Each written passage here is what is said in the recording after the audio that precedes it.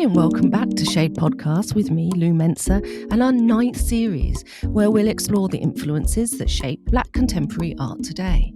Inspired by the tradition of the harmony between the lyrical and the visual, these artist conversations reveal the people and the sounds that inspire their practice. There's a playlist to accompany the series, which was created for you by my guests. So enjoy this convening of spirits to mark the end of the year.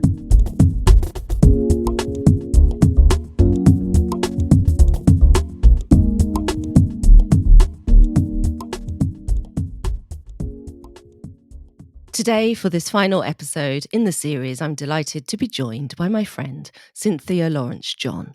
Cynthia is a costume designer whose work you will have seen in successful films like the recent Rye Lane, directed by Rain Allen Miller. Cynthia is currently showing work at Somerset House in London as part of the exhibition Missing Thread, which charts the contribution of Black British culture to Britain's design history. And our friendship began in the early 2000s when I was starting out as a photographer, and we did a shoot together in New Cross, where I was living at the time, in London. And it was Cynthia's generosity of her ideas and her unique approach to design that really inspired me as an image maker, and it makes her one of the most revered costume designers today. We recorded this super quick 10-minute conversation while she was on set last week, and we start by hearing how music influences her work. Well, I am at work right now, encased in what feels like a Winnebago. It's Friday, and I like to keep work calm. Whatever I'm doing, whether it's commercial or I'm actually working on a film at the moment, and I like to keep it calm because if it's not, then I can't be creative, and I find it feels as though somebody's got their hand around my neck. So we're calm today. Calm, but I'm late, sorry, but we're calm. On days like these, when there's this calm energy that you've managed to kind of sit with as you work, do you feel anyone with you, real or imagined, like on this set, on this particular project that you're working on at the moment? I think for me, it's really important I hate using the word mindful because it's so overused, it's become hyperbole, but I don't like to just bustle through the day, just like crashing from one thing to the next. Because if I get to the end of the day and I feel like I've done that, I don't feel very peaceful. And the main thing for me is I like to feel at peace within my soul, whether you believe in the soul or not, or just within myself. I like to feel at peace. And if I don't feel at peace, I feel really uncomfortable. And I don't even like to say anxious. I just feel uncomfortable. I like to start the day and continue the day in peace. Even if somebody annoys me, it could be for 2 seconds, 3 seconds. I don't hold on to it. It's gone. And then I just go on in peace. Sound is so important to me. One album I tend to listen to a lot, one artist I listen to a lot is Aretha Franklin. There's something about Aretha Franklin's voice. I just love listening to Aretha Franklin. Even Aretha Franklin's gospel, there's something about that which it just feels that it just takes me or takes my soul somewhere else. It's funny, when I'm designing costumes or designing characters, for anything, I always make a playlist for the characters. So I'll literally read the script over and over several times, and then I'll sit down, or even as I'm reading the script, I'll just jot down pieces of music, whether it's an album, an artist, a lyric from a song, and then I'll actually then create a playlist for every single character. Because for me, everyone listens to music. Well, there's very few people who don't listen to music. And it's really a good way sometimes of working out, well, what would that person be wearing then? What are their influences? Because music is such a great influencer.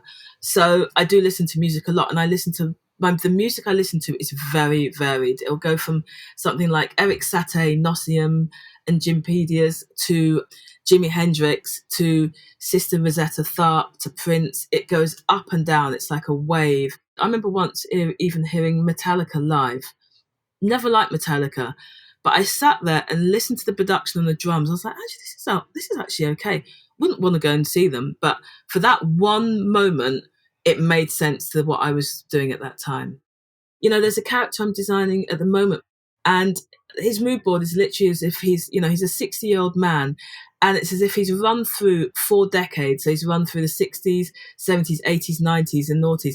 And he's picked up one garment or one item from each of those decades, and then he's put them on at the end. That was almost my way of designing him, if that makes sense. So it's more for me. I've said to people in the past, I've made a playlist and people just go, oh, they haven't really understood the significance of it or what it means. Some people get it, other people are like, oh, right, great, that's nice.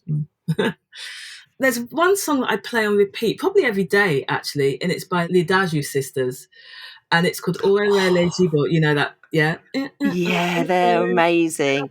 And that's a song that comes up with repeat. And I often play that even in the wardrobe truck. I'll just put it on just randomly because there's something about that song which, it's Yoruba, and lots of people can't. The translation's quite tenuous. I've often asked, some of the elders, like my friends' parents who are Yoruba, to translate it. And there's always a bit of scratching of the head and like, that means. So, but there's something about, as you said, that rhythm of it, and also knowing the history of those two, the twins, and they're related to Fela Kuti. There's something about them, and I remember seeing an interview with them when I must have been about 13, and it was on the Tube, of all things, with Paulie Yates. Paulie Yates had gone to Nigeria. I don't know if any of the listeners would even remember Paulie Yates or the programme The Tube, but it was a big deal to a 12-year-old who was big deal in London. And I remember Paulie Yates had gone to Nigeria to interview the Lidaju sisters, and that never, ever, ever left me, because it was just seeing Paulie Yates, this kind of like post-punk, bleached blonde woman, there in their village in Nigeria, interviewing them. So that's one of the things, for some other reason, it's always stuck with me. And that song in particular, just the video they made for it and just seeing them on the Tube. So I'd say that song really does mean a lot to me. That is so far out. Like, I just had the visual of Paula Yates in the 80s. Mm-hmm. Like, I just can't believe that. It was Jules Holland as well on the Tube, wasn't it? Exactly, yeah. But she obviously put her hand up and said, I'll go to Lagos, I'll go to Nigeria. Yeah. Which to most people now would seem like nothing, but back then that was a big deal. Well, it was a big deal because the Tube was kind of like, it was mainstream TV. And that was my introduction to the Nigerian twins, who were related to Fela Kuti, actually. They were, and they had an interesting story because they couldn't get anyone to take their work seriously. Like, they're just so interesting, but the visuals that accompanied their work was so inspiring. They were so ahead of their time, particularly for two African women at that time. Just their politics was just way ahead. We're approaching Christmas. What kind of rituals do you engage with that help you settle down and get into a period of rest as we start closing down work at the end of the year? I think one of them is definitely practical. I'm surrounded by clothes all the time. And so when I'm at home, when I'm not working, I find it very unrestful to be surrounded by clothes all the time still. So one of the things I really do like to do is just literally almost just downsize, clear the decks, just get rid of absolutely everything. So I'm not looking at anything. And also, do you know what? I think when you're creative, for me, you almost need to refresh the palette, if that makes sense. I find it very hard to go from one job to the next. I literally need to refresh the palette, because otherwise it's almost, for me, not for everyone, some people can do it, it almost becomes this sludge of all my thought processes together, if that makes sense. So I have to do that. And again, I do that through meditation. Do you know what? By going into the sea, I love nature. I love nature. That to me is, again, when I'm at home, if I can, I go into the sea, or I go into the cold, I go into the woods. Again, it's one of those things that sounds a bit like textbook now and a bit trendy, but I've always done it, and I need to do it to refresh the palette, to go into nature. I particularly need to get away from London, because what I find with London is, as much as I love it and love going to the galleries, and it's easy to just trip from one gallery to the next and then go, just culturally, it's amazing. It's too much sometimes. Sometimes it's way too much information. You just need a blank canvas, which is a windy beach. I think about homecoming, like an anchoring of ourselves, with ourselves and with like our loved ones. I think forgiveness as well. I think you cannot go for me, I cannot go into the new year with like beefs with anyone. If you hold on to those things, that person's long gone, because they're not even thinking. You're the one who's still going like bashing yourself over the head. Like, they did this and that. That was my mum who taught me that. years ago. She used to make us, oh my God, when I was a kid, my mum used to make us at the end of every week, actually, she'd make us write down everything that was wrong in that week. And you'd be like, I don't want to, because when you're a kid, like 14, you don't want to do that. You want to go out with your mates. But my mum would make us sit down, piece of paper, not even a book. I guess now it's called journaling, but then it was just a piece of paper. And you'd have to write it down. And now, if that piece of paper wasn't as full as she thought it should be, you'd remain there until you wrote some stuff down. So again, I think I had that discipline or training very early on. Get rid of it. Get rid of anything that's bothering you, anything that's negative. Get it out, put it on a piece of paper, and then burn it. Ha! I suppose, in essence, when I'm thinking about this series, I was thinking about the presence of other people that are with us as we're going through our creative life.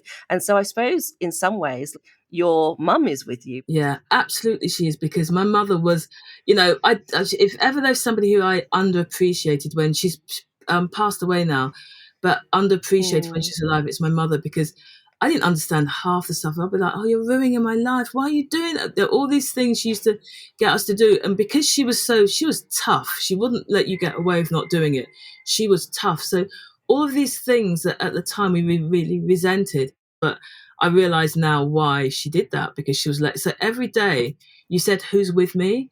I'd say my mum. Every day, I never think, even though she's not obviously with me physically, I just think some of the things I do, she laid that framework and that groundwork for me to be who I am. So Lillian, I love you dearly. You did me good. Oh, thank you for being you, Cynthia. Oh, thank you for being you. Thanks, Lou. Thank you.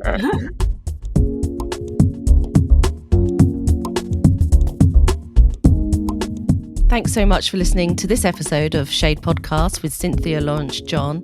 I loved hearing how Cynthia nurtures and protects her creative energy and how her mother's practice of journaling informs how she deals with the more challenging aspects of her work. I love Cynthia's music recommendations, which will be added to the playlist that accompanies this series, and you'll find the link in the podcast description. And that's it for this series. Enjoy your holidays. Subscribe to Shade Podcast to listen to all the episodes in this series. Also explore Shade Art Review on Substack, joining thousands of art-curious listeners like you who are discovering more about the work of visual artists from the Black diaspora. There you'll find art listings, comment, artist spotlights and guest posts, and free subscriptions are available. But for the full Shade Art Review experience, sign up today to receive 20% off your annual membership, an offer which is available for the duration of this series. This series of Shade Podcasts was produced and hosted by me, Lou Mensah, and mixed by Tess Davidson. See you next time.